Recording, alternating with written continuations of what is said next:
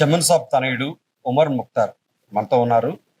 Sir చెప్పండి, ఇప్పుడున్న పరిస్థితుల్లో రాజకీయంగా మీరు ఇప్పుడిప్పుడే తెరపైకి వచ్చారు. మరి మీ పైన కండవ కప్పింది ఎవరు?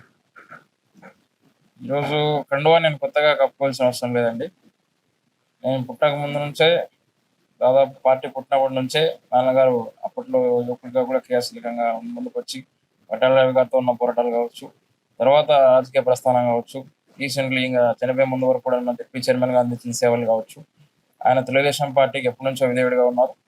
ఆ ఇదితోనే తర్వాత ప్రజలందరూ మమ్మల్ని అలాగే యాక్సెప్ట్ చేస్తారు. ఆ విధంగానే మేము ముందుకు వచ్చాం.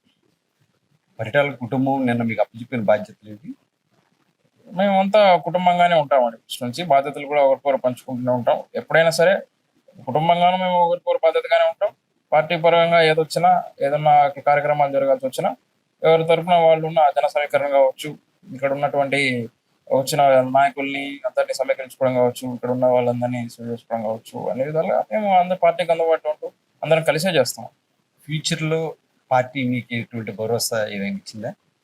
ఖచ్చితంగానే భరోసా అది నేను అడిగేది కాదు. పార్టీ ఖచ్చితంగా నన్ను గుర్తించిందని నేను అంటాను. ఎందుకంటే మా నాయకుడు నారా లోకేష్ గారు కావచ్చు, మా ముఖ్యమంత్రి వర్యులు నారా చంద్రబాబు నాయుడు సార్ కావచ్చు, ఎప్పుడు ఏ రోజు కూడా మేము మా ప్రజల నుంచి తీసుకెళ్లిన రిప్రజెంటేటివ్స్ ఏది కూడా కాదనలేదు. ఖచ్చితంగా వాళ్ళ సమస్యల పరిష్కారానికి కానీ మాకు ఇక రాజకీయంగా గుర్తింపు అంటే మా ప్రజల్ని మేము వాళ్ళ సమస్యలు ఏదైనా గుర్తించి తీరిస్తే అదే మేము గుర్తించినట్టుగా ఫీల్ అవుతున్నాం. వాళ్ళు ఈ రోజుకి అది ఖచ్చితంగా చేస్తున్నారు. నాన్నగారి మాదిరిగా రాజకీయంగా నాన్నగారి స్థానాన్ని మళ్ళీ కోరుకుంటారా, లేదంటే ఎక్కడైనా ఎమ్మెల్యే స్థానం మీద మీకు ఇంట్రెస్ట్ ఉంది? ఖచ్చితంగానే రాజకీయాల్లో ఉన్నాక ప్రతి ఒక్కరూ ఏదో ఒకసారి ఎమ్మెల్యే కావాలని అనుకుంటారు. సమయం ఉంది దానికి. ఇంకా ప్రజల ఆదరణ, దైవాధీనం. అంటే నాన్నగారు జడ్పీ చైర్మన్ గా ఉన్నారు కదా, అదే స్థానం అయితే బాగుంటుంది అనుకుంటారా? అది పార్టీ నిర్ణయిస్తుందండి. పార్టీలో ఇక్కడున్న క్యాలిక్యులేషన్స్, సమీకరణలు అన్ని చూసి మా నాయకుడు నారా లోకేష్ గారు, మా సార్ చంద్రబాబు నాయుడు సార్ ముఖ్యమంత్రి గారు డిసైడ్ చేస్తారు. దానికి ఇంకా టైం ఉంది. ఇప్పుడు నాన్నగారు ఇంప్రెషన్స్ ఇప్పుడు మీ మీద ఆ ప్రభావం ఏ స్థాయిలో ఉంది ఇప్పుడు? అది ఖచ్చితంగా ప్రపంచంలో ఏ మూలకి వెళ్ళినా, అది అమెరికా కావచ్చు, సింగపూర్ కావచ్చు, దుబాయ్ కావచ్చు, గల్ఫ్ కావచ్చు, ఈ రెండు రాష్ట్రాలు కావచ్చు, కర్ణాటక, గోవా, మహారాష్ట్ర, ఎక్కడైనా చమన్ అనే పేరుంటే పాపం మా మా పిల్లోడు, మా అబ్బాయి అనే ఫీలింగ్తో, చమన్ కొడుకు అనే ఫీలింగ్తో ప్రతి ఒక్కరు ఈరోజు నన్ను రిసీవ్ చేసుకుంటున్నారు. దాన్ని నిలబెట్టుకోవాలనే తాపత్రయంలో మేము కూడా. మీరు చదువుకునే రోజుల్లో కూడా ఈ ఇంప్రెషన్ మీ మీద ఉన్నప్పుడు మీకు ఎటువంటి అంటే సంతోషమైన సందర్భాలు ఉంటాయి, కొన్ని సార్లు కొన్ని ఇబ్బందికరమైన పరిణామాలు ఏమైనా ఎదురయ్యాయి? అవునండి, నేను చదువుతున్న సమయం అంటే ఎంబీబీఎస్ పీరియడ్ అంతా కూడా నేను నంద్యాలలో శాంతిరాంలో చేశాను.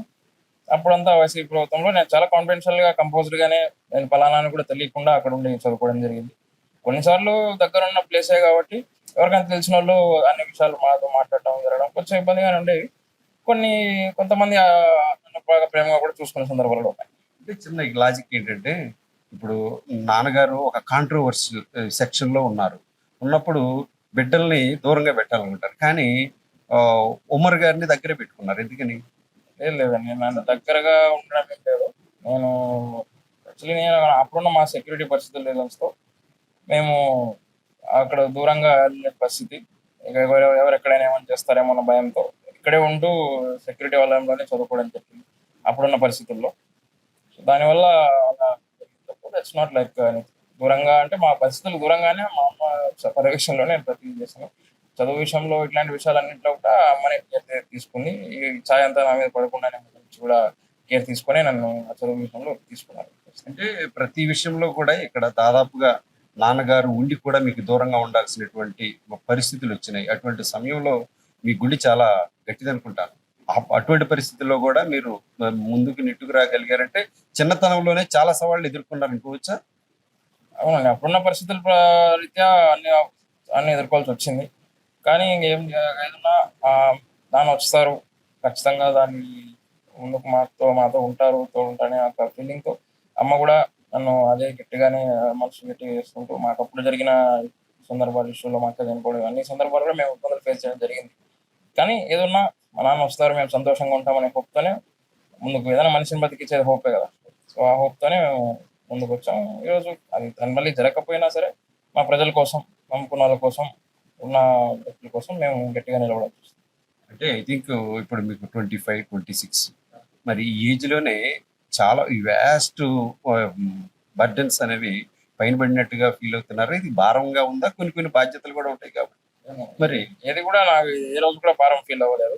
చిన్నప్పటి నుంచి నేను నా మైండ్ అలాగే ట్యూన్ అవుతూ వచ్చింది. మా అమ్మ అదే చెప్తూ వచ్చారు. నాన్నగారు ఇచ్చిన బాధ్యత ఇది అందరికీ వచ్చే అదృష్టం కూడా కాదు. ప్రజల్లో ఉండడం, ప్రజల్ని రిప్రజెంట్ చేయడం. కాబట్టి దీన్ని ఒక బాధ్యతగా నేను భావిస్తూ నేను దాన్ని ఖచ్చితంగా ముందుకు తీసుకెళ్ళాను. అంటే నాన్నగారి లెగసీని కంటిన్యూ చేయటం అనేది ఒక రెస్పాన్సిబిలిటీగా తీసుకున్నారు.